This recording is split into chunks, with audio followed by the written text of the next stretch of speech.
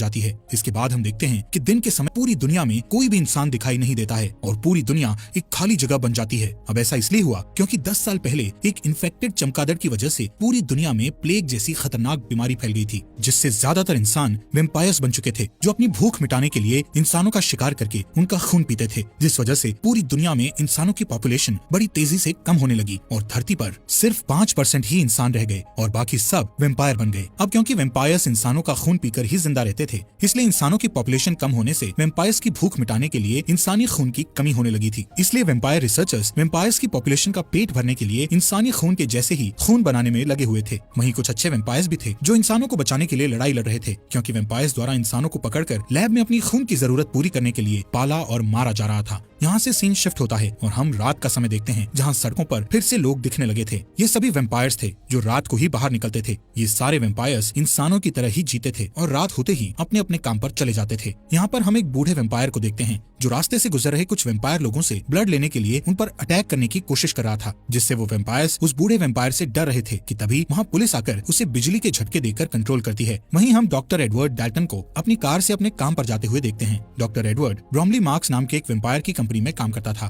Bromley की ये company दवा बनाने के साथ साथ वेम्पायर्स को ब्लड सप्लाई भी करती थी। एडवर्ड वहाँ सभी रिसर्चर्स का चीफ था। अब बिल्डिंग की सिक्योरिटी से गुजरने के बाद एडवर्ड एक रूम में जाता है, जहाँ इंसानों को पकड़कर मशीनों में जकड़ दिया जाता है और उनका खून निकालकर इस कंपनी के रिसर्चर उस खून पर एक्सपेरिमेंट करते हैं। असल में वो इंसानों के खून जैसा ही नकली खून बनाने की कोशिश कर रहे थे, जिससे वो उस नकली खून से वेम्पायर्स की भूख मिटा सकें, जिनमें उन रिसर्चर्स के साथ एडवर्ड भी शामिल था। असल में एडवर्ड भी एक वेम्पायर था, लेकिन उसे इंसानों को ऐसे मशीनों में कैद रखना बिल्कुल भी सही नहीं लगता था और वो अपने इस काम से बहुत दुखी था। इसलिए वो वेम्पायर होने के बावजूद भी इंसानों का खून नहीं पीता था और सिर्फ जानवरों का ही खून पीता था, वो भी कभी कभार। अब यहाँ से एडवर्ड अपनी लैब में जाकर ह्यूमन ब्लड के जैसा ही ब्लड बनाने की कोशिश करता है, लेकिन उसका ये टेस्ट फेल हो जाता है। इसके बाद वो इस कंपनी की मीटिंग में जाता है, जिसमें उसका बॉस यानी इस कंपनी का मालिक चार्ल्स ब्रोमली, उसी की लैब में काम करने वाला उसका साथी क्रिस्टोफर, सिटी कमिश्नर और एक आर्मी ऑफिसर शामिल होते हैं। अब इस मीटिंग में उन्हें पता चलता है कि जिन वेम्पायर्स को खून नहीं मिल रहा वो एक खतरनाक क्रीचर में बदल रहे हैं, जिनको वो सबसाइडर कहते थे। इंसानी खून न मिलने की वजह से उनके कान लंबे और सर आगे से सिकुड़ गया था और इतना ही नहीं, उनमें सोचने की शक्ति भी कम हो रही थी। ये सबसाइडर्स खून के लिए वेम्पायर्स पर भी अटैक करने लगे थे। इसीलिए फिल्म की शुरुआत में वो बूढ़ा वेम्पायर खून न मिलने से इतना आक्रामक बन चुका था, क्योंकि वो सबसाइडर में बदल रहा था।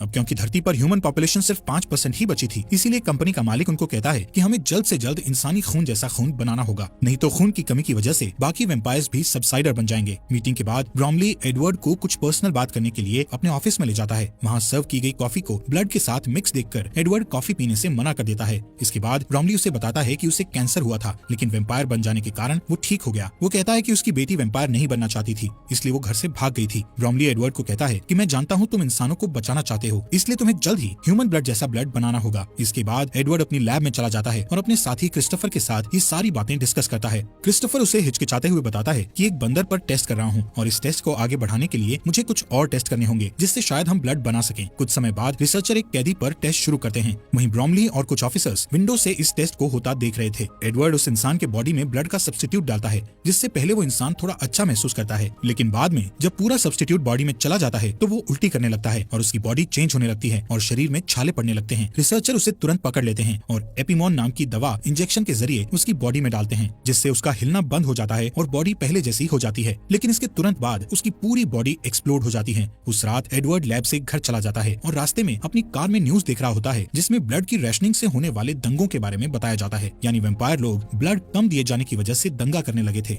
इसी बीच एडवर्ड के कान खुजलाने लगते हैं और वो आईने में अपने कानों को देखने लगता है, जो लंबे और पॉइंटेड होने लगे थे। इस बीच ध्यान बटने की वजह से वो सामने आने वाली कार को नहीं देख पाता है, जिससे लास्ट मोमेंट में उसे कार घुमाकर रोकना पड़ता है, लेकिन वो दूसरी कार सड़क के किनारे लगे घेरे में टकरा जाती है। एडवर्ड हेल्प करने के लिए बाहर आता है, लेकिन उसके हाथ में एक तीर लगती है। तभी दूसरी कार से कुछ लोग बाहर आते हैं जो इंसान थे और उनकी लीडर ऑड्री बेनेट थी, जिसके पास एक क्रॉसबो नाम का हथियार था जो उसे वेम्पायर से प्रोटेक्ट करता था। उसी ने एडवर्ड पर तीर चलाया था, लेकिन अचानक वहाँ पुलिस कार की आवाज आती है। एडवर्ड उन इंसानों से कहता है कि वो लोग उससे न डरें, क्योंकि वो बस उनकी मदद करना चाहता था। फिर वो उन लोगों को अपनी कार में बैठने को कहता है। थोड़े हिचकिचाहट के बाद वो लोग मान जाते हैं। एडवर्ड अपनी कार का डे प्रोटेक्शन सिस्टम ऑन कर देता है, जिससे सारी विंडोज ब्लैक हो जाती है और जैसे ही पुलिस आती है वो अपने हाथ में लगा हुआ एरो निकाल लेता है। जब पुलिस वाला उससे इंसानों के बारे में पूछता है तो वो इंसानों की गलत डायरेक्शन बताकर कहता है कि वो लोग भाग गए हैं। कार में ऑड्री को एडवर्ड एडवर्ड का आईडी बैज मिलता है, जिससे उसे एडवर्ड का पेशा और उसका डेट ऑफ बर्थ पता चलता है। जब पुलिस चली जाती है तो वो लोग कार से निकलते हैं और ऑड्री एडवर्ड को बर्थडे विश करती है। फिर वो सब चले जाते हैं। कुछ समय बाद एडवर्ड घर पहुंचता है और तभी सारे वेम्पायर्स के लिए एक अनाउंसमेंट होती है जो सनराइज के लिए वार्निंग देती है। एडवर्ड घर पहुंचकर डिनर करता है और फिर अपने प्लांट्स की देखभाल करने लगता है। अचानक उसके घर में उसका भाई फ्रैंकी डेल्टन आता है, जो आर्मी में होने की वजह से महीनों से उससे नहीं मिला था। फ्रैंकी एडवर्ड से बर्थडे पार्टी देने के लिए कहता है। इस पर एडवर्ड कहता है कि वो अब 35 साल का हो गया है। फिर फ्रैंकी कहता है कि उन्हें बर्थडे सेलिब्रेट करना चाहिए और उसके लिए वो 100% प्योर इंसान के ब्लड की महंगी बोतल लेकर आया था। वो 2 ग्लास में ब्लड डालता है और अपने भाई को पिग का ब्लड पीने की बात पर चिढ़ाता है, लेकिन एडवर्ड ब्लड पीने से मना कर देता है और इस बात पर फ्रैंकी को गुस्सा आ जाता है और दोनों में बहस शुरू हो जाती है। फ्रैंकी कहता है कि एडवर्ड इंसान के ब्लड को हाथ नहीं लगाता है, लेकिन अभी भी उसी कंपनी के लिए काम करता है जो अपने फायदे के लिए इंसानों को पालते और मारते हैं। इस पर एडवर्ड कहता है कि ब्लड का सब्स्टिट्यूट तलाशने के लिए उसे ये बुरा काम करना जरूरी है, लेकिन वो फ्रैंकी से भी नाराजगी जाहिर करता है क्योंकि वो आर्मी के लिए इंसानों का शिकार करता है। फिर अचानक एडवर्ड ब्लड की बोतल को उठाकर सारा ब्लड ड्रेन में डालने लगता है कि तभी फ्रैंकी बोतल उसके हाथ से लेकर दीवार में मार देता है। इसके बाद फ्रैंकी जाने की कोशिश करता है, लेकिन एक सबसाइडर उसके रास्ते में आ जाता है और वो नहीं जा पाता। वो क्रीचर किचन में जाता है और दीवार के ऊपर जो ब्लड था उसे चाटने लगता है और उसके बाद टेबल के ऊपर रखे ग्लास को भी चाटता है। इसी बीच फ्रैंकी एक चाकू उठा लेता है, जिससे सबसाइडर चौंक जाता है और फ्रैंकी को दीवार की तरफ धक्का देता है। फ्रैंकी ग्लास के टेबल पर गिर जाता है, जिससे टेबल का कांच टूटकर बिखर जाता है और कुछ सेकंड के लिए फ्रैंकी बेहोश हो जाता है। फिर सबसाइडर एडवर्ड की तरफ बढ़ता है। एडवर्ड एक स्टूल को उठाकर उसे रोकने की कोशिश करता है और साथ ही अपने भाई को होश में लाने के लिए उसका नाम लेकर पुकारता है। फ्रैंकी होश में आ जाता है और फिर चाकू को पकड़ता है। दोनों भाई सबसाइडर पर अटैक करने की कोशिश करते हैं, लेकिन वो जंप करके सीलिंग में लटक जाता है। इससे फ्रैंकी को चांस मिल जाता है और वो उसका सिर काट देता है। कुछ टाइम के बाद पुलिस मामले के बारे में जानने के लिए वहाँ पहुँचती है और कहती है कि अब सबसाइडर शहर में फैल चुके हैं। एक ऑफिसर को उस क्रीचर की एक रिंग मिलती है, जिससे एडवर्ड को पता चलता है कि वो एक लोकल माली था और उसे उसकी बॉडी में खुद के लगाए हुए जख्म भी मिलते हैं, जो खुद को खाने से हुए थे। अगले दिन सिक्योरिटी अलार्म बजने से एडवर्ड की नींद खुल जाती है और जब वो चेक करने के लिए लाइट ऑन करता है तो ऑड्री उसकी तरफ क्रॉसबो एम करके खड़ी दिखाई देती है। ऑड्री कहती है कि उसे ऐसे वेम्पायर की तलाश है जिस पर वो लोग भरोसा कर सकते हैं और इसके लिए उसे एडवर्ड बिल्कुल सही लगता है। वो उसे एक पेपर शीट देती है जिसमें एक मैप बना होता है। एडवर्ड मैप को देख ही रहा होता है कि अचानक एक आवाज आती है और एडवर्ड उस आवाज की तरफ मुड़कर देखता है और इस बीच ऑड्री चुपचाप चली जाती है। एडवर्ड जब उस आवाज को चेक करने जाता है तो पता चलता है कि आवाज फ्रैंकी की है। फ्रैंकी उससे ऑड्री के बारे में पूछता है। एडवर्ड उसे कुछ नहीं कहकर टाल देता है। उस रात न्यूज में पता चलता है कि जिन इन्वेस्टर्स ने रिसर्च करने के लिए ब्रॉमली को इंसान सप्लाई किए थे, वो लोग अब और सप्लाई नहीं दे सकते थे। अगले दिन एडवर्ड काम पर जाता है और अपने बॉस से मिलकर उससे गारंटी मांगता है कि सब्स्टिट्यूट मिल जाने के बाद उन्हें इंसानों की सप्लाई की जरूरत नहीं पड़ेगी। इस पर ब्रॉमली कहता है कि ज्यादातर वेम्पायर सब्स्टिट्यूट के मिलने से खुश हो जाएंगे, लेकिन कुछ लोग ऐसे भी हैं जो रियल चीज की मांग करते हैं। इस पर एडवर्ड उसे याद दिलाता है कि उसकी बेटी भी उन्हीं लोगों में से एक है। इसके बाद एडवर्ड मैप को देखने के लिए अपने लैब में चला जाता है। जब सुबह होती है तो एडवर्ड अपने घर वापस नहीं आता और अपनी कार में लाइट प्रोटेक्शन ऑन करके मैप के बताए रास्ते से गांव की तरफ जाता है। वहाँ ऑड्री पहले से उसका वेट कर रही होती है। वो उसे बड़े से एक पेड़ के पास आने को कहती है। एडवर्ड अपनी कार ट्री के नीचे पार्क करता है और हैट और सनग्लासेस पहनकर कार से बाहर आता है। वो हमेशा सनलाइट से बचने के लिए सावधान रहता है। वहाँ उसे एक आदमी मिलता है जिसका नाम लियोनल एल्विस कॉर्मैक था। वो आदमी एक वेम्पायर था जो अब इंसान बन चुका था। एडवर्ड उससे जानना चाहता था कि वो इंसान कैसे बना, लेकिन ऑड्री को पास आता देखकर वो चुप हो जाता है। वो देखता है कि फ्रैंकी ने उसे गन पॉइंट पर रखा था। एडवर्ड उसे रोकने की कोशिश करता है, लेकिन वो नहीं मानता और उसे बताता है कि आर्मी की टीम भी आने वाली है। ये सुनकर ऑड्री फ्रैंकी को रोशनी की तरफ धकेलती है और सब जल्दी से एडवर्ड की कार में बैठ जाते हैं। तब तक सोल्जर वहाँ पहुंचकर उन पर फायर करना स्टार्ट कर देते हैं और लियोनेल की गाड़ी भी बर्बाद कर देते हैं। सोल्जर उनका पीछा करते हैं और गोलियां भी चलाते हैं, जिससे कार के डे प्रोटेक्टर में छेद हो जाता है। पहले ऑड्री उसे अपने हाथ से कवर करके मैनेज कर लेती है, लेकिन होल ज्यादा हो जाने के कारण कैमरा भी खराब हो जाता है और एडवर्ड आगे नहीं देख पाता है। फिर लियोनेल ड्राइविंग सीट पर बैठ जाता है ताकि वो रोड को एक होल से देख पाए और एडवर्ड लाइट से छुप जाता है।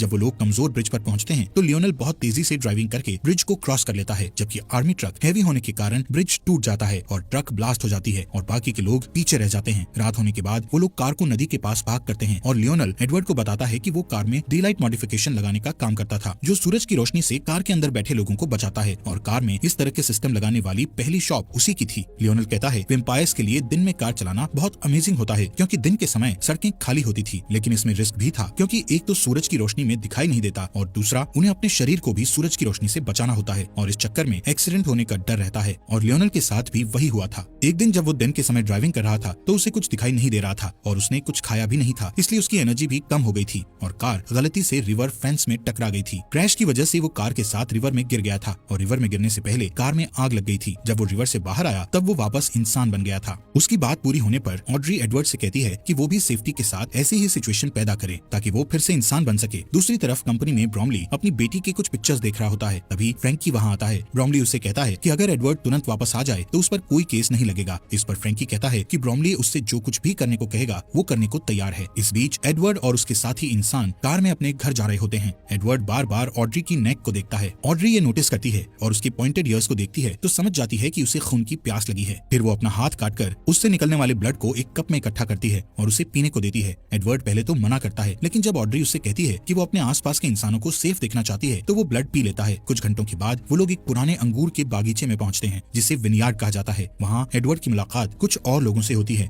जिनका लीडर जार्विस नाम का आदमी होता है जो बचे हुए इंसानों को ढूंढने में उनकी हेल्प करता है। घर के अंदर जाने के बाद वो वेम्पायर पॉलिटिशियन वेस टर्नर से मिलता है जो ह्यूमन राइट्स के लिए लड़ता है और इंसानों की जान बचाने में हेल्प करता है। उधर कंपनी में ब्रॉमली देखता है कि उसकी मशीन इंसानों से खाली हो चुकी है और अब वहाँ कोई इंसान नहीं बचा था। रिसर्चर एक ह्यूमन बॉडी को निकाल के लाते हैं जिसमें से पूरा ब्लड निकाला जा चुका था और अब वो किसी काम का नहीं रहा था। यहाँ सीन शिफ्ट होता है और मेट्रो स्टेशन पर एक कॉफी शॉप को दिखाया जाता है जहाँ एक आदमी शिकायत करता है कि उसकी कॉफी में ब्लड नहीं है। इस पर वहाँ काम करने वाली औरत कहती है कि उसे कॉफी में सिर्फ 5% ब्लड मिलाने का ऑर्डर है, लेकिन वो आदमी नहीं मानता और एक ब्लड बैग चुरा लेता है और जब वो उसे पीने के लिए खोलने की कोशिश करता है तो ब्लड चारों तरफ बिखर जाता है जिससे आसपास जमा सभी लोग ब्लड पीने के लिए पागल हो जाते हैं और हंगामा करने लगते हैं। ये देखकर पुलिस वाले वहाँ आते हैं और उन्हें बिजली के झटके देते हैं। अगले दिन विनयार्ड में एडवर्ड एक टेस्ट करने के लिए लियोनल से कुछ ब्लड लेता है और उससे उस दिन के बारे में बात करता है जब वो इंसान बना था। एडवर्ड को लगता है कि सूरज की रोशनी से होने वाली जलन को कंट्रोल करने के लिए ब्लड के सब्स्टिट्यूट का टेस्ट बॉडी के अंदर ही किया जा सकता है। कुछ घंटे काम करने के बाद जब वो ब्रेक लेने के लिए लैब से बाहर जाता है तो ज्यादातर इंसान उससे दूर हो जाते हैं क्योंकि वो एक वैम्पायर था। फिर ऑड्री वहाँ आती है और उसे कहती है कि सबको उससे डर लगता है लेकिन उसे विश्वास है कि वो उनकी हेल्प कर सकता है। एडवर्ड कहता है कि वो वैम्पायर नहीं बनना चाहता था लेकिन फ्रैंकी ने उसे धोखे से वैम्पायर बना दिया था। फिर एडवर्ड नोटिस करता है कि वहाँ बड़े बड़े टैंक्स थे जिनमें अंगूर को खमीर करके शराब बनाई जाती थी। ऑड्री कहती है कि वो सारे टैंक्स एयर टाइट हैं। फिर वो दोनों उसे देखने के लिए उसके नीचे जाते हैं। टैंक में एयर निकालने वाली मशीन लगी थी जो टैंक के अंदर की हवा को तेजी से बाहर निकाल रही थी। ये देखकर एडवर्ड को लगता है कि वो लोग उसका इस्तेमाल आग बुझाने के लिए कर सकते थे। फिर वो लोग अपने एक्सपेरिमेंट पर काम करना शुरू करते हैं। इस बीच आधी रात को जार्विस का ग्रुप बचे हुए इंसानों को विनयार्ड लेकर जा रहा होता है जिसमें ब्रॉमली की बेटी एलिसन भी थी। तभी उसकी कार के टायर पर कोई शूट करता है जिससे कार को रोकना पड़ता है। वो लोग अपना हथियार लेकर कार से बाहर निकलते हैं लेकिन आर्मी उन्हें चारों तरफ से घेर लेती है और थोड़ी देर तक फाइट करने के बाद सारे इंसान हार जाते हैं। एलिसन विनयार्ड से कांटेक्ट करने की कोशिश करती है लेकिन थकान से बेहोश हो जाती है। फ्रैंकी उसके हाथ से वॉकी टॉकी ले लेता है और लोकेशन का पता लगाने के लिए उस कॉल को ट्रैक करता है। उधर विनयार्ड में सारे इंसान अपना अपना सामान इकट्ठा करके अपनी कार में बैठ रहे होते हैं और सुरक्षित जगह जाने के लिए टर्नर को फॉलो करते हैं लेकिन एडवर्ड वहीं रहना चाहता था क्योंकि उसे एक्सपेरिमेंट करना था। लियोनल और ऑड्री भी उसकी हेल्प करने के लिए रुक जाते हैं।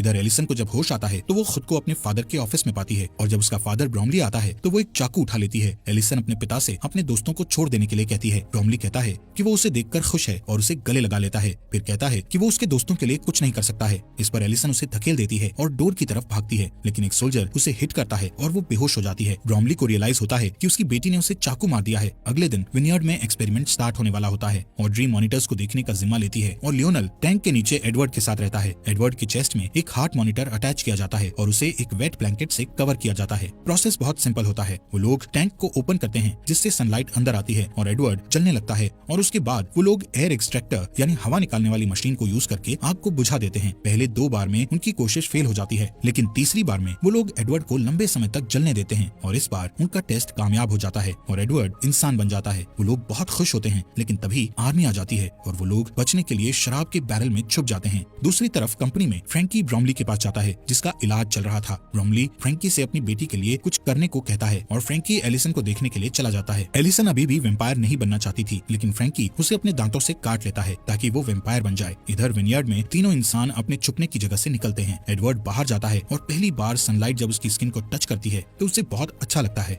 लियोनल अपनी पुरानी कार निकालता है। इस बीच कंपनी में ब्रॉमली अपनी खाली मशीन को देखने के बाद अपनी बेटी से मिलने जाता है। एलिसन को पीने के लिए ब्लड दिया जाता है लेकिन वो ब्लड नहीं पीती। ब्रॉमली उसके पास जाता है और देखता है कि वो खुद को अपने दांतों से काट रही थी जिससे वो इन्फेक्टेड हो गई थी। फिर वो अपने फादर पर अटैक करती है और सारी चीजों के लिए उसे ब्लेम करती है। तब एलिसन को वहाँ से हटा दिया जाता है और हर जगह सैनिक कानून लागू कर दिया जाता है जिसके बाद वो लोग सड़कों पर सबसाइडर से फ्रीली लड़ सकते थे। इस दौरान ऑड्री, एडवर्ड और लियोनल टर्नर के कैबिन में आते हैं जहाँ वो देखते हैं कि सारे इंसान मर चुके हैं। ऑड्री को लगता है कि अब कोई उम्मीद नहीं बची लेकिन एडवर्ड कहता है कि वो किसी को जानता है जो उनकी मदद कर सकता है। इस बीच क्रिस्टोफर को लैब में दिखाया जाता है जो अभी भी एक्सपेरिमेंट कर रहा था। उधर आर्मी सबसाइडर्स को घसीटकर सनलाइट में मरने के लिए लेकर जा रही होती है और एलिसन भी उनमें से एक होती है। उसे मरता देखकर फ्रैंकी को अपनी गलती का एहसास होता है। उस रात क्रिस्टोफर अपने घर आता है तो एडवर्ड ऑड्री और लियोनल को अपने लिए वेट करते हुए देखता है। एडवर्ड उससे कहता है कि उसके पास एक सोल्यूशन है जो सब्स्टिट्यूट से बेटर है और उसे हेल्प करने के लिए कहता है। उनकी बातचीत फोन रिंग होने की वजह से रुक जाती है। क्रिस्टोफर कॉल रिसीव करने के लिए चला जाता है। जब उसे आने में लेट हो जाता है तो सबको शक होता है और ऑड्री चेक करने उसके पीछे जाती है। एडवर्ड और लियोनल उसके कोट को चेक करते हैं। यहाँ पता चलता है कि क्रिस्टोफर ने अपना फोन शुरुआत से कंपनी के साथ कॉल पर रखा हुआ था और कंपनी के सभी लोग जान गए थे कि एडवर्ड और उसके साथी कहाँ हैं।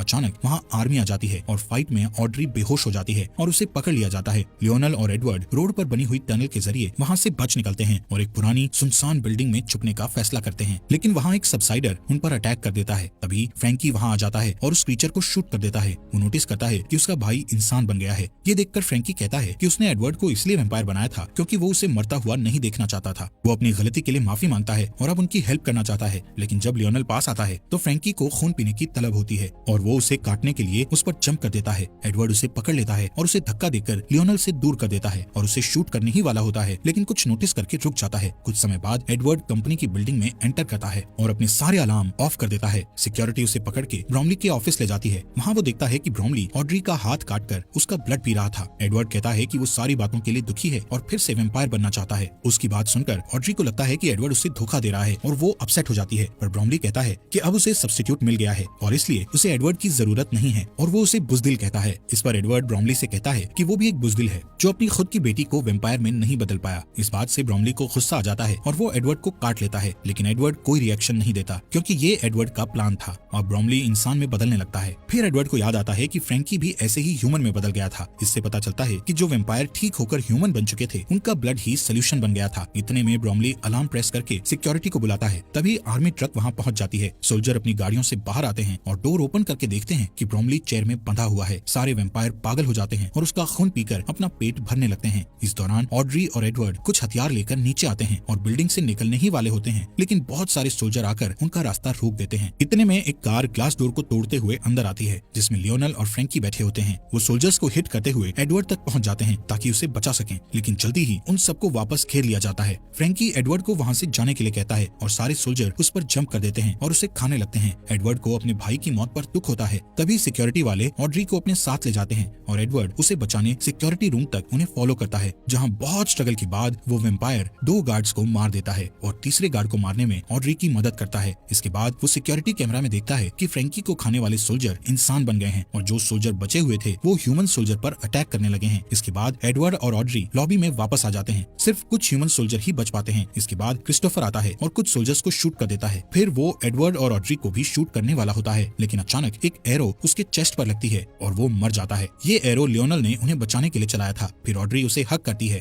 एडवर्ड अपने भाई की बॉडी और सूरज की रोशनी को अंदर आते हुए देखता है। फिर वो तीनों लियोनल की कार में बैठ जाते हैं और एडवर्ड कहता है कि अब उनके पास क्योर है और वो अब सबको पहले जैसा कर सकते हैं। इसी के साथ ये मूवी खत्म हो जाती है।